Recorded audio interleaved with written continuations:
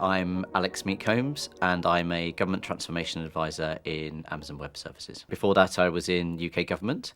I had a number of roles. I was there for about 16 years. Most recently, I was head of cybersecurity policy across the UK economy, and I was responsible for making the UK one of the most secure and safest places to be online in the world. Security is one of the biggest blockers when it comes to transformation, and there are a few reasons for that. One is transformation is often a completely different way of thinking about things. It uses new technologies, and sometimes security can be rooted in the legacy way of thinking and those legacy technologies.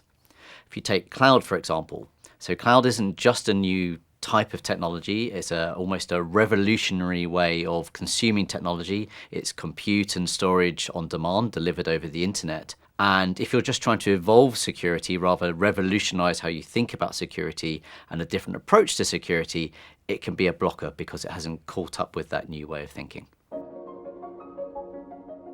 Where transformation often works, it's a team sport. It's not just the technologists doing the transformation in a back room. They need to involve lots of other people, whether that's from procurement, policy, or security. And as you're designing or transforming services, what the threat profile might be, or what those risks are, and working with security to manage those, we find that's often a good example of where transformation succeeds, and security is an enabler rather than something that perhaps gets in the way and is an afterthought. Often the barrier is misconceptions and misunderstanding of what that technology or new technologies involve. And the reason for that is lots of these risk models or these threat profiles were devised tens of years ago, decades ago. In the UK, our data classification policy was devised with the cold era in mind. And actually, it's based around paper documents. And it's when people apply that old way of thinking where actually you'd always have the servers in your basement and you could touch the technology, and trying to apply that to services and functionality that you can consume over the internet, they don't fit together. But actually, technology's moved on in a way now that there are advantages to consuming that technology and leveraging security that someone else is delivering for you. Shadow IT often arises because systems are so locked down, they've become unusable. And people naturally want to collaborate, they want to innovate. And where security stifles innovation, stifles collaboration, people will find a way around that. So it's almost like cutting a corner of a grass field is the desired path, and they'll find a way. And so when security can work with people thinking about transformation, it helps and supports that innovation and supports collaboration. So you have less shadow IT, less people spinning up their own servers or using their own personal laptop. Security is incredibly important, and nowhere more so than in the public sector, because when you get security right, what you're ultimately doing is protecting people's data. A modern approach to security, trying to protect things and focus on the things that matter, can actually increase data protection and increase data privacy.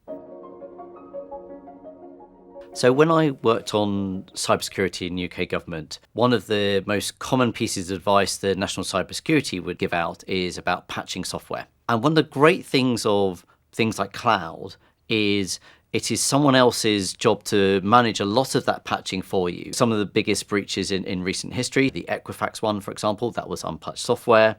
When the NHS suffered the attack with WannaCry, that was unpatched software. And if you look at some of the vulnerabilities like the Spectre vulnerability, which is a chip-level vulnerability, AWS, like other cloud providers, that patched that before it was even publicly known. And if you're managing servers yourself, if you have an on-premise data center, that could be months of work where you have to think about and lots of effort you have to worry about whilst you're less secure, as opposed to having someone focus on it for you. So one element of security is data sovereignty, and this often comes up in conversations. And for me, data sovereignty is often about control of data. Historically, and that legacy way of thinking, control is often about physical control and being able to touch things. But in a modern era, control can be done remotely, so it's less important where the data is stored. It's giving the customer control over their data, that data sovereignty. If I go back to 15 years or so when I was in another part of government, in the UK, Her Majesty's Revenue and Customs lost 2 data disks, which had millions of personal records on them. And at the time, we had to search buildings looking for these data disks, and they were never found. There was a report which made recommendations on how UK government could improve its security posture. And one of the things it said was UK government had a legacy approach to security, and it was giving itself a false sense of assurance because it wasn't taking that modern approach. So it thought it was more secure than it actually was. It was relying too much on restrictive rules, for example. And when we changed our data classification system in the UK, which really did enable and support transformation, one of the approaches we took was to secure and think about the data that really mattered. So the 10% or so of data that we wanted to focus on, and the other 90%, which is called the official level, we allowed ourselves to use more industry standards and things like public cloud. A quote I always like to use, which sums up a legacy approach to security, is from Frederick the Great. He said, "He who defends everything defends nothing."